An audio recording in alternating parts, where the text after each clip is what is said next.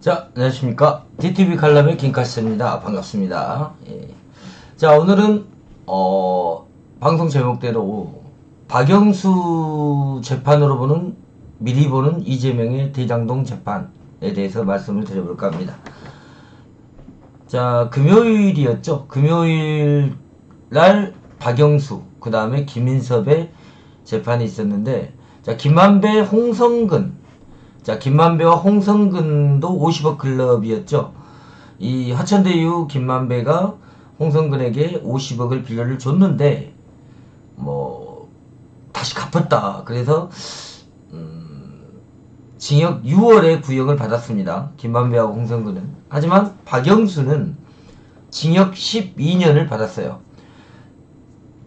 자, 여기에서 좀 중점적으로 봐야 될 게, 이 박영수의 이 재판은 대장동 본재판에 상당한 영향을 끼칩니다. 왜 그러냐면 청탁성 뇌물이었냐 아니었냐를 지금 이 구분짓기 위해서 박영수나 권순일, 김수남 등을 지금 조사하고 있고 재판 중에 있잖아요. 자, 이 부분에서 이제 이 박영수가 우리은행의 사회이사로 재직할 당시 이사의 의장을 했던 사람이에요.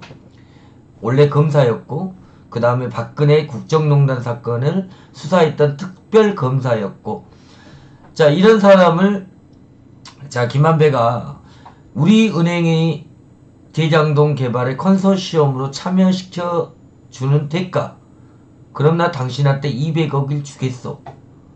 김만배 화천대유 측에서 박영수에게 제의를 한 겁니다.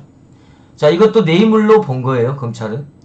받지는 않았어도 약속을 했기 때문에 뇌물성이 맞다라고 판단한 거고, 실질적으로 우리은행이 대장동 개발의 컨소시엄으로 참여를 했었죠. 자, 그 다음에는 나중에 이제 하나은행이 또다시 우리은행 대신에 컨소시엄으로 참여를 했었는데, 자, 박영수 재판 구형의 내용은, 구형 양형의 이유는, 이거는 이제 언론에서도 이야기를 안 하는 것 같던데, 제가 오늘 DTV 홈페이지에 기사를 자세히 올려놨습니다. 자, 보충 설명이 좀 필요할 것 같아서 영상으로서 다시 한번 말씀을 드리는데요. 이 박영수 특검이 우리은행 이사회 의장 재직 시절에 화천대유에서 200억의 프리미엄이라고 해야 되나요? 아무튼 이 커미션을 받기로 약속을 했었고, 실질적으로 우리은행이 대장동 개발에 참여할 수 있도록 힘을 쓴 사람이다. 하지만 사회이사가 어떻게 임원이 될 수 있느냐. 하지만 이사의 의장직을 맡고 있었기 때문에 임원으로 볼 수 있다가 검찰의 판단입니다. 자, 거기에 이제 받아야 되니까. 근데 변협 회장 출마를 한 적이 있어요, 박영수가. 변협회장 출마를 한 적이 있는데, 이때 3억여 원을 화천대유에서 먼저 지급을 받습니다. 이거는 직접 현금을 수수한 거죠. 자, 200억을 약속을 받았지만 오간 돈은 없었어요. 3억. 일단 변협회장 출마 시절에 3억을 지원을 받았었고, 자, 우리은행이 빠지고 하나은행이 다시 들어왔을 때 화천대유에서 50억을 약속을 받습니다. 법률 자문 형식으로. 이때 50억 클럽이 생겨난 거예요. 자, 50억 클럽의 멤버는 곽상도 정치인, 최재경 민정수석, 그 다음에 김수남 검찰총장, 그 다음에 권순일 전 대법관, 박영수. 자, 이렇게 홍성근까지 6명입니다. 이 50억 클럽에 있는 사람들에게 하나은행에서 50억씩 지급하기로 약속을 한 거죠. 근데 여기에서 이 50억의 대가는 무엇이냐? 이거는 검찰에서 이재명 대표의 범죄 사실로 혐의점을 두고 있는 게 바로 이 부분이거든요. 왜 화천대유에서 50억을 이 사람들에게 준 거냐? 자, 결국은 이재명 경기도지사 시절에 자기 형을 정신병원에 보냈다, 나는 강제로 보내지 않았다라는 허위 사실을 공표했고, 자, 이것 때문에 공직선거법 위반에 걸려가지고 재판 중에 있었죠. 1심에서는 무죄가 나왔지만, 이건 이제 김만배가 김수남과 재판 거래를 통해서, 로비를 통해서 이걸 무죄를 얻어냈다라는 거는 암암리에 알려진 사실이고요. 2심에서 300만원의 벌금형을 맞았습니다. 하지만 대법원에서 이게 뒤집혔죠. 그래서 결국은 경기도지사를 계속 할 수 있었던, 그랬기 때문에 경기도 법과 유용도 있었겠죠. 김혜경이가 우원식 와이프 데려다가 밥도 먹이고, 뭐 정성호 와이프 데려다가 밥도 먹이고 그랬겠죠. 그때 이재명 대표가 경기도지사직을 박탈을 당했으면 지금 경기도 법과 사건은 없었겠죠. 아무튼 이런 레파토리가 있는데, 이런 히스토리가 있긴 있어요. 이 박영수만 집중적으로 봤을 때 이 대장동 재판에 박영수의 재판이 상당히 영향이 미치는 게, 이 김만배, 그러니까 화천대유, 이 화천대유에서 박영수 특검에게 당시 이제 3억의 변호사비 그거하고 5억이라는 돈을 줘요, 김만배가. 이걸 어떻게 주느냐? 50억을 그냥 주면 안 되잖아요. 현금을 그냥 주면 안 되기 때문에. 자, 그러면 김만배가 이랬을 겁니다. 박영수 형님이라든지 이렇게 했을 거 아니에요, 호칭을. 내가 5억 빌려주려니까 그걸 고스란히 투자를 해라. 그러면 그 투자 이익금으로 50억을 주겠다. 김만배가 이런 잔머리를 쓴 거예요. 그러니까 꼼수를 부린 겁니다. 자, 그래가지고 김만배가 박영수에게 5억을 대여를 해주고, 박영수는 그 빌린 돈을 가지고 화천대유에 투자를 하는 거예요, 5억을. 그래가지고 그 투자 이익금으로 50억을 지급받기로 약속을 한 겁니다. 하지만 대장동 사건이 터지면서 그 지급의 약속은 안 됐죠. 받지는 못했습니다. 하지만 검찰에서 본 뇌물은, 이 금품수수 혐의는 청탁금지법이죠. 이 금품수수 혐의는 이 김만배가 빌려준 5억 투자의 종잣돈, 박영수가 화천대유에 투자했었던 이 종잣돈 5억도 뇌물수수로 보는 겁니다. 금품수수로 보고, 그럼 총 8억이죠. 우리은행이 대장동 개발에 참여했을 때 200억 약속을 받았지만 받지는 못했고, 결국은 변협 회장 출마 시절에 김만배에게 화천대유에게 3억을 지급받은 거 3억과, 자, 대장동 개발에 5억을 투자했던 그 투자금을 김만배가 빌려줬던, 이것도 뇌물로 본 거예요. 그리고 5억, 8억이잖아요. 자, 총 적시 금액은 19억입니다. 그러면 이 나머지 11억은 무엇이냐?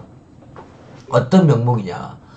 이 박영수의 딸이 있습니다. 여러분들도 아시다시피 많이 이제 알려진 거는, 박영수의 딸이 화천대유에 올 400만원의 급여를 받고 근무를 할 수 있게끔 김만배가 특혜를 줬다. 라는 게 사실이고요. 자, 대장동의 아파트를 당첨받을 수 있게 특혜를 줬다. 이것도 사실입니다. 자, 이걸 제외하고 김만배, 특히 화천대유 쪽에서 박영수의 딸에게 11억 원을 대출을 해줍니다. 아무런 대가도 없어요. 어떤 명목으로 대출을 해줬는지도 모르고 그냥 11억을 줘요. 빌려줘요. 어차피 50억에서 까면 되니까. 그러니까 50억이라는 돈이 뇌물성이 될 수가 있으니 그냥은 줄 수가 없고, 자, 투자 수익금이랄지 이런 명목, 그 다음에 대출을 해준다랄지 빌려주는 형식으로 그렇게 해서 50억을 지급하려고 그랬던 거예요. 박영수, 권순일, 김순아 뭐 다 그렇습니다. 자, 이게 대장동 재판의 핵심이거든요. 자, 이게 대장동 재판의 핵심인데, 이 박영수 특검의 이번 재판에서의 검찰의 구형이 징역 12년이 나왔어요. 자, 250억을 약속을 받았지만 우리은행 참여한 거, 하나은행 참여한 거 대가로 총 250억의 지급을 받기로 화천대유와 약속을 했지만 실질적으로 받은 거는 19억이다. 이 19억이 박영수의 금품 수수 혐의로 인정이 된 겁니다. 검찰에서 정확한 증거를 토대로 박영수 특검의 구형의 양형의 기준에 집어넣은 거죠. 자, 이게 대장동의 핵심이죠. 50억 클럽. 이 50억 클럽의 실체가 점점 밝혀지고 있다는 거죠. 자, 김동연이가 이거를 선고를 해요. 지난번 유증교사의 1심 때 무죄를 줬었던 김동연 판사가 또 박영수 특검의 선고를 맡았는데, 박영수까지 봐줄 필요는 있을까라는 생각을 할 것 같아요. 김동연이도. 내년 2월달에 인사이동이 있으면 대장동 재판은 지금 4개 재판이 한꺼번에 병합이 돼 있죠. 김동연이가 일부러 묶어놨는데 성남FC와 유일의 신도시, 그 다음에 대장동, 그 다음 백현동까지 4개의 재판이 한꺼번에 병합이 돼서 이재명 대표가 지금 재판을 받고 있죠. 근데 김동연이가 맡은 사건이거든요. 이게 대장동 본재판이. 김동연이가 이제 인사이동 가서 딴 데가 다른 재판부가 배당이 된다. 그러면 분리가 될 가능성이 아주 큽니다. 대장동은 대장동대로, 유래는 유래대로, 백현동은 백현동대로, 성남FC, 성남FC대로 재판부가 각각 배당이 돼서 4개의 재판이 또 생겨날 수가 있어요. 그럼 이재명 대표는 하루에 2개씩 재판을 받아야 될 상황이 놓일 수도 있죠. 그리고 4개 재판을 병합이 돼서 받는 것은 시간이 많이 걸리지만 따로 재판부가 배당이 돼서 개별 재판을 받게 되면 아마 이재명 대표의 사법 리스크는 지워지지는 않을 것 같아요. 자, 민주당이나 이런 데서도 지금 민주당이나 야권에서도 워낙에 지금 이재명 대표의 원톱 체제로 지금 이끌어왔기 때문에 이게 난감한 거예요. 예전같이 이런 일극 체제나 원톱 체제가 아닌 다각적인 계파를 형성을 해서 어느 정도 이끌어왔다면, 정당을 이끌어왔다면 어떤 당대표가 이런 사법 리스크 때문에 무너지거나 낙마하는 일이 있어도, 은퇴하는 일이 있어도 별 타격을 안 받을 건데, 지금 현재 민주당은 이재명의 일극 원톱 체제로 이루어졌었고 다른 목소리를 못 내게끔 만들어놔 버렸잖아요. 이러기 때문에 이재명이 무너지면 민주당도 무너진다라는 속설이 생길 정도입니다. 이게 민주당의 가장 패착입니다. 민주당과 정통적인 민주당 지지자들과 민주당의 소신 없는 정치인들과 개딸들이 만들어놓은 패착이에요. 예전에 김대중 대통령님과 노무현 대통령님 뭐 이렇게 거쳐오면서 민주당은요, 계파 싸움은 치열했어도 이런 것을 대비하기 위해 사법 리스크, 이 정치인들의 사법 리스크에 대비하기 위해서 어느 정도 스페어는 만들어 놨단 말이에요. 근데 지금 현재 민주당은 이재명이 아니면 무너지게 돼 있어요. 시스템이 그렇게 돼버렸어요. 이게 민주당의 가장 패착이고 이제 민주당은 진퇴양난이다. 뒤로 물러설 곳이 없다는 거죠. 이재명 대표가 유증교사는 1심 문제 나와서 2심에서 뒤집힐 거는 같아요. 자, 공직선거법도 백현동 김인섭이의 대법원 확정 판결문에는 종상향 4단계가 노비로 이루어진 거지 국토부의 협박이나 이런 게 아니다. 적시를 해놨기 때문에 공직선거법 2심에서 다투어야 될 부분, 국토부 문건에 협박이 있었다라는 이 다툼의 소지가 없어져 버린 거예요. 그러면 공직선거법 하나만 가지고도 이재명 대표의 정치 인생은 끝납니다. 피선거권 박탈에 국회의원직 박탈이에요. 당대표는 유지할 수 있죠. 당헌당규 개정해가지고. 자, 이런 난감한 상황에 처해 있는 게 바로 민주당인데, 지금 뭐 장외 집회만 한다고 하지, 검사 탄핵한다고 하지, 판사 탄핵한다고 하지. 입법 발의해가지고 뭐 공직선거법 허위사실 공표에도 뭐 죄가 없다라는 행위를 빼자간다는 둥, 벌금을 1,000,000원 올린다는 둥, 대상을. 이런 지금 상식에 어긋나는 행동들을 민주당이 하고 있잖아요. 자, 이런 민주당을 얼마나 많은 시민들이 계속해서 지지를 해줄까? 지금은 윤석열 정부가 워낙에 못하고 있기 때문에 지금 현재 국민들 입장에서는 그래도 대안 세력은 민주당밖에 없지 않느냐. 하지만 이재명이 무너지면 민주당도 무너진다라는 불안감이 조성돼 갖고 있기 때문에 이럴 때 제3세력들이 나올 가능성도 아주 크죠. 정치적으로. 자, 이런 게 국힘당 같은 경우도 윤석열을 일단 배제하고 있는 입장이라, 국힘당도 어느 정도는 선을 그은 입장이라 모르겠어요. 이번 지방선거에서 다시 돌아올 지방선거에서 얼마나 양쪽 정당이 어느 정도의 성과를 거두느냐에 따라서 대선의 향방도 갈라질 것 같아요. 이재명 대표는 제가 봐서는 공직선거법 이것 때문에, 이 재판 때문에 아마 다음 차기 대선은 힘들 것 같아요. 민주당에서 대통령이 돼서 사면권을 준다면 모를까. 근데 국민들이 그걸 가만히 놔둘까요? 이재명 대표는 공직선거법 하나만 있는 게 아니에요.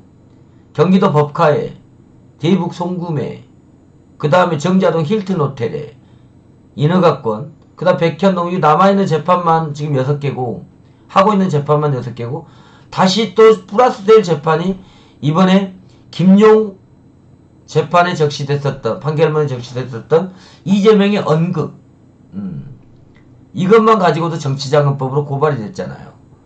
재판 개입 정황이 드러나서 텔레그램 방. 자, 이래가지고 지금 한 12개 정도의 재판 한꺼번에 받아야 될 입장이다. 근데 이런 대표를 누가 계속해서 옹호를 해줄 것이며 누가 그렇게 할 것이냐.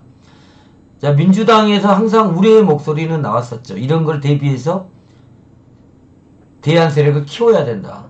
하지만 이재명과 개딸들은 그럴 생각이 없었어요. 그래서 이런 난감한 상황에 처해 있는 거예요. 자, 앞으로도 민주당은 계속 이런 방법으로 갈 것이고 이재명 1급 체제를 유지를 할 것입니다. 그렇지 않으면 민주당의 존재 가치가 없기 때문에 이재명을 지지하는 친명 의원들이 살아날 길이 없어요.